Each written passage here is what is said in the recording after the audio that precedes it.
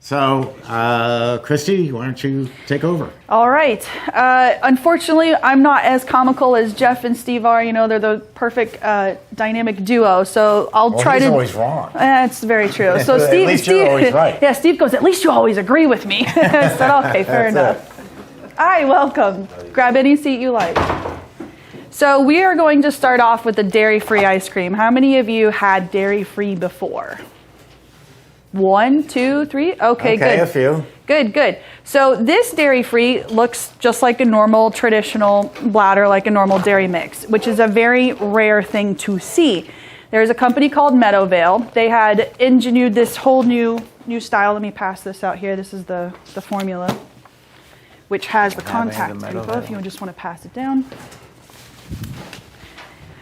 So they came up with a way to make a dairy-free in a bladder style. Traditional dairy-frees are like what Steve has. Go ahead, Steve, on that.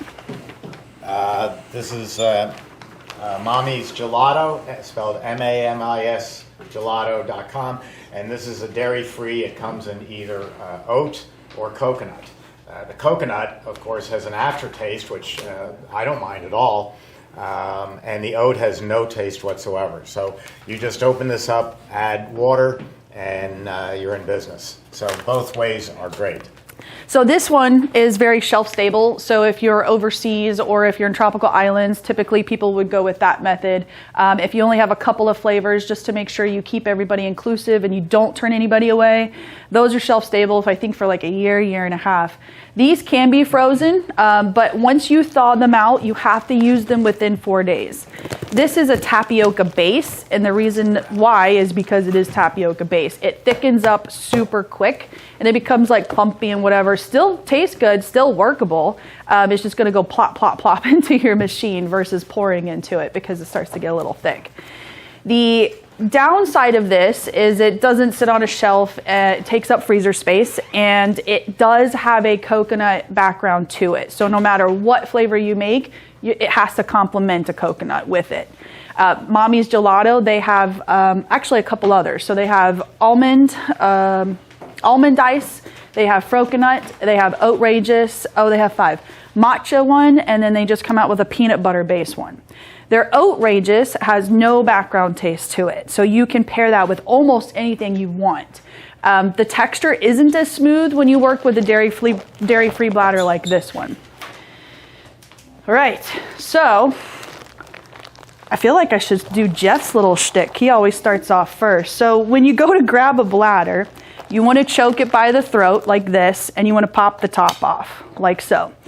They have baskets that you can use to help pour. I wouldn't recommend it. Just get yourself handy in learning to do this. And we're going to pour it right into the throat of the machine. All right, you ready? Now the machine's already been sanitized, ready to go.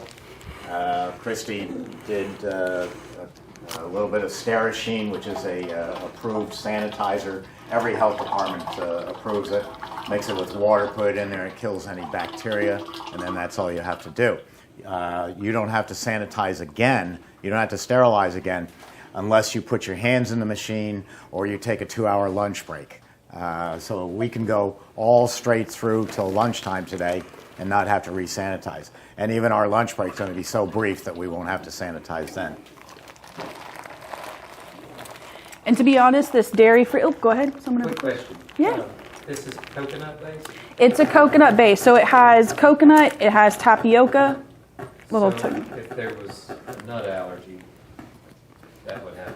Is coconut a nut allergy, though? I don't think so. Is it? I've never heard of that. I don't think coconut's a nut allergy. That's the only nut that is. Okay. Yeah. So I really prefer working with Meadowvales. The texture is unbelievably smooth. It's super creamy. There's no grit taste to it. It's one of the best products out there. Where are they? Say that again? Where are they located? They're located in Illinois, but they have a bunch of distributors all over the U.S. So inside your packet, there is a dairy supplier list. So you would just need to find your state and then just call them up, call one of those dairies and ask if they have Meadowvale located. You can also go to their website and then look for a distributor that would be in your state, and you would need to ask for the dairy-free mix that they do have. And they freeze great. You just put them in the fridge, and it takes about 8 days for it to thaw out. Maybe not that long. Maybe 3, 4? No, longer than that. I would say probably about 5 to 6 days to thaw out completely in the fridge, and then from there you would need to use it at least within 4 days. Okay, so we are going to run this on a dairy-free, so we're going to hit Make Ice Cream, Dairy-Free, and Start. Now, I've never made this flavor before, so we're going to have to do some tasting and whatnot. Normally, I do like trial and error at home because I have the little guy down there in my kitchen that I do a lot of R&D for the company on. So, we're going to give it a taste. So I put 33 ounces, but we'll see. And that's what? This is a key lime pie syrup. I think I'm going to do half and then give it a taste and see what it says. I mean, see what it tastes like. What do you think? No? Yes? Now, we always contend that no matter what flavor you want to do that's brand new, you don't have to spend weeks testing it. You ought to be able to do it in 3 batches. Go behind you. You ought to be able to do it in 3 batches because it's mathematical. You know you're going to put in a certain amount of strawberries, a certain amount of blueberries, a certain amount of liquid like that based on our formulas. We have over 640 videos for you to look at. So if you can make strawberry ice cream, you can make blueberry. If you can make blueberry, you can make red raspberry. They're not going to change. But when you are doing something like this, have a 3x5 file card and write down what you're doing, so that when you do taste 2 or 3 different ones, you go, that's it, that's the right one. And you go, oh my God, what did I do? You know, you forgot. So put it down on a file card and mark them, mark the containers and mark the file card. So I tasted it, tasted good to me. I'm gonna go ahead and turn on the refrigeration so it can start to freeze. I'm gonna go ahead and dump in my coconut. So I decided to do coconut key lime pie because, one, the dairy-free mix tastes like a coconut, so naturally we're gonna call it a coconut. And then the key lime pie, because I think it just tastes good. So we're gonna find that out. Once you taste this, you're gonna be pretty shocked that it is a dairy-free, and you can offer it to almost anybody as a normal ice cream and they wouldn't be able to tell you the difference. Now, watching Christy make this, as opposed to watching Jeff, Jeff would still be at the point of, hi, my name is Jeff. He likes to go very slowly. Time is money is the old expression, and the more ice cream you can pump out in an hour, the more money you're going to make, and the less labor your cost will be. So Christy put the liquid in, she put in her first ingredient, second ingredient, and then started the refrigeration right away. Got the whole thing going, because for the first 5 or 8 minutes, nothing's happening in there. It's actually blending very nicely, so you don't have to pre-blend like Jeff does. This is make fun of Jeff Day. The machine is doing it while it's freezing. It's bringing the temperature down from about 35 degrees down to freezing temperature, and the first part of that's going to take 5 or 6 minutes before it starts to harden up. So don't waste time, put your ingredients in, get going, and while that's running, you set a kitchen timer that says, okay, this is going to be ready in about 14 minutes. You set the timer for maybe 10 or 11, and then you start preparing your next flavor. You say, okay, what am I making next? Sweet tea. Well, let's get the sweet tea measured out. Let's get the sugar measured. We're not going to do that today because we want to talk to you, but you can get a lot of product done in an hour by just planning your day and getting it going. Absolutely. So we're gonna we flavored this with a Monin syrup. So there's 2 different types of syrups that I really recommend, and that's a Tyrannies, which I'll pass around later, and then there's Monin. They are very well known in the industry for flavorings for coffees, some other things like baristas, lattes, things like that. Almost every flavor that you can imagine they have, and predominantly a good chunk of them are always on Amazon. You can even find them at like Ross, TJ Maxx, Marshalls, places like that. There's a website, if you want to write this down, it's called SeriousSips.com. They have a syrup section of almost anything Tyrannies. They have a couple Monins, I believe. They're both the same thing, both just as equal. I don't really prefer one over the other. You could actually buy it in different bulk flavors, and they're around $6 to $7 a bottle, which is very, very, very cost effective. So I'll pass this around so you guys can look at it, give it a sniff. There's some times where you need help with flavors. An example, key lime pie or a toasted marshmallow. I'm sorry, I love you guys, but I'm not gonna be toasting marshmallows over a flame just to make ice cream. That's not how it's gonna work. Most of the time you wanna stick with all natural and as fresh as you can. If I'm working with strawberries, I wanna go with frozen, let them thaw, and then they have this beautiful juice that they create themselves when they do thaw. Blueberries, they're very blah and bland, so that's when you want to use a syrup, a flavoring, or an extract. Very strong fruits like a papaya, which I feel like I'm eating perfume when I eat that. Those really don't need help at all. Any other questions on that before I go to the next topic? How did you spell that? How did you spell that website? Serious Sips, IOUSSIPS.com, SeriousSips.com. Okay, before you move on, just real quick, why do you want to sell dairy-free? I've been doing this now, this particular facet of frozen desserts for about 4.5, 5 years. And when I first heard about it and started doing it, it was a very, very tiny market. And I thought, why do we need this? And then I saw the progression of it. Right now, it's about 30% of all sales are dairy-free. They expect it to go to 49% of all sales of frozen desserts. Up to 49% will be dairy-free by the end of this decade. And that's not that far away. You know, 2025 is just around the corner. I used to call up some of my longtime customers, say in New York, on Long Island, New England, Boston area, up to Maine. And I know I'm talking with an older adult who's been in business, and I would tell them about this, and they would say, Steve, why do I need this? I've got this huge audience of people who come in. Every day they're coming in, we sell out of everything, we make a lot of money, and I don't see why I need to add this product. I said, well, do me a favor, look at your audience. How many of them are under 50? And he goes, maybe 1 or 2. I said, okay, that's why you need this product. You're catering to us baby boomers. We grew up on Haagen-Dazs and Ben & Jerry, 2 companies I put into business when I was 22 and 24. So your problem is the baby boomers are getting older, they're aging out, they're going to be showing up less and less, it's a fact of life. And what's coming in, millennials, Gen Z, Gen X. And they are not 100%, not even 50% in love with Haagen-Dazs ice cream. They want something that is, first off, all natural, doesn't have to be organic, that was a bust, but all natural whenever you can do it, and that's what we do, but also dairy-free.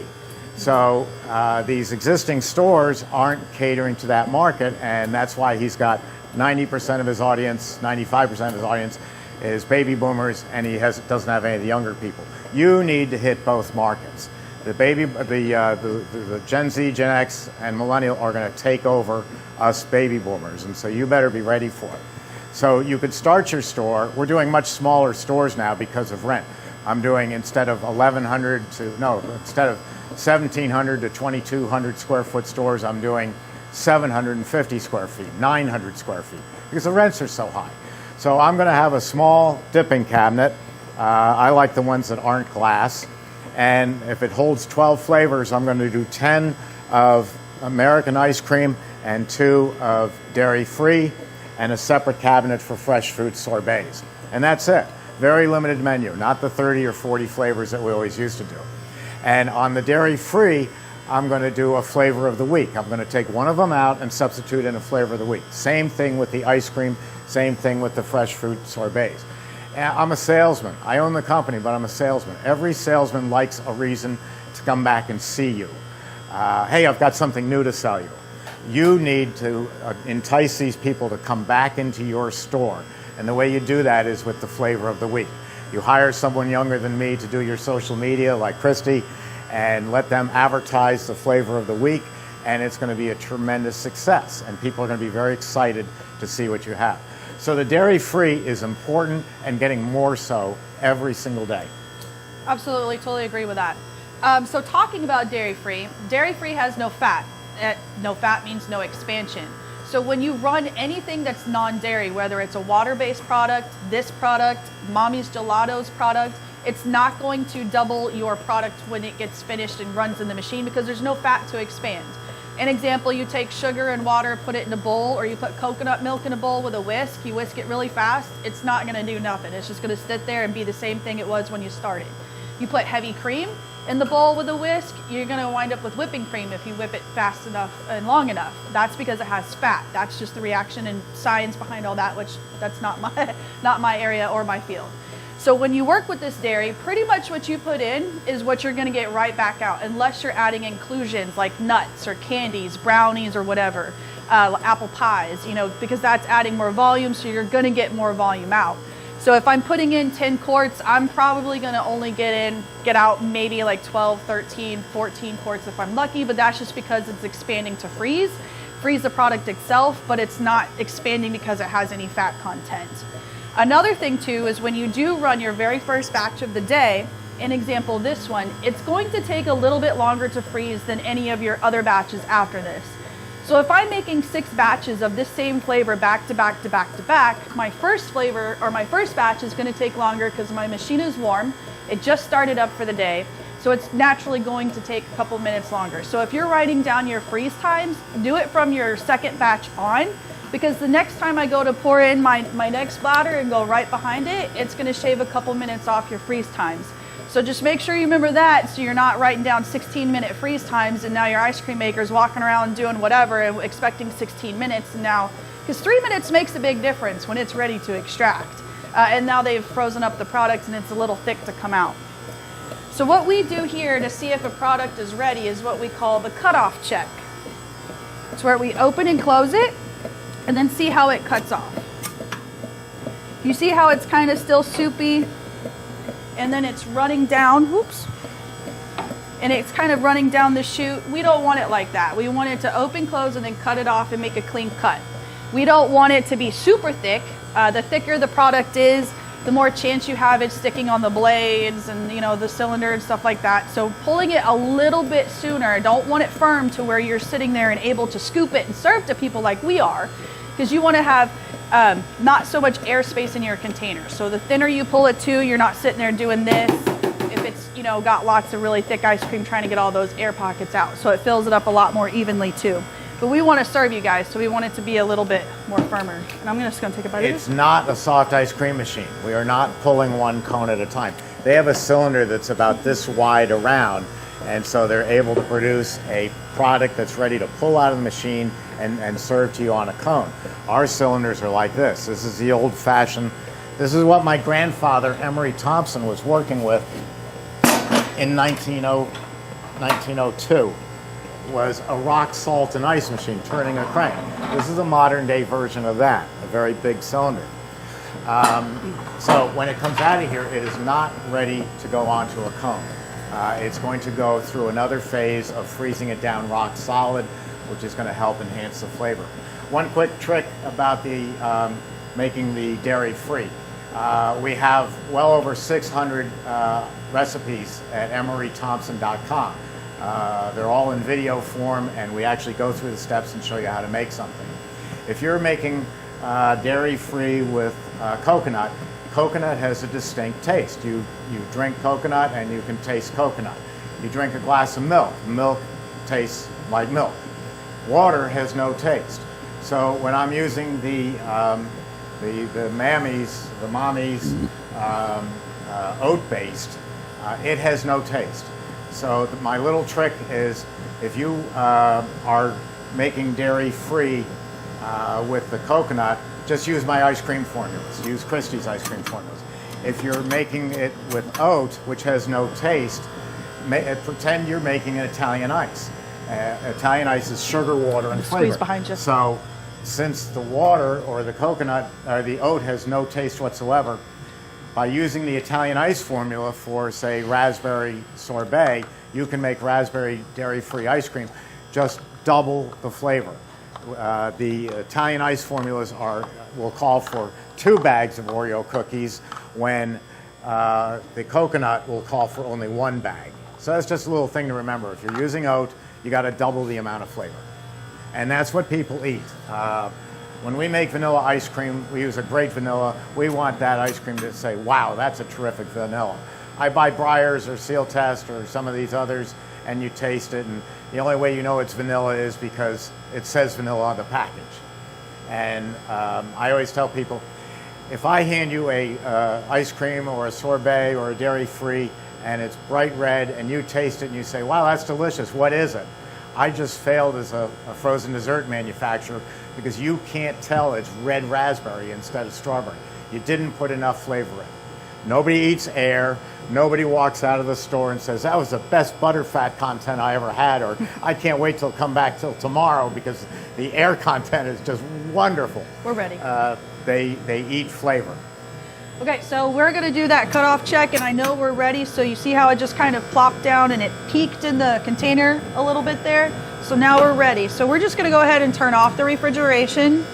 Jeff always says, wait for the compressor to kick off, which I don't ever do that because that's just bogus. But There it anyways, is. You can hear the sound difference. If you leave it on, it's going to continue to freeze, and it'll turn into a solid block.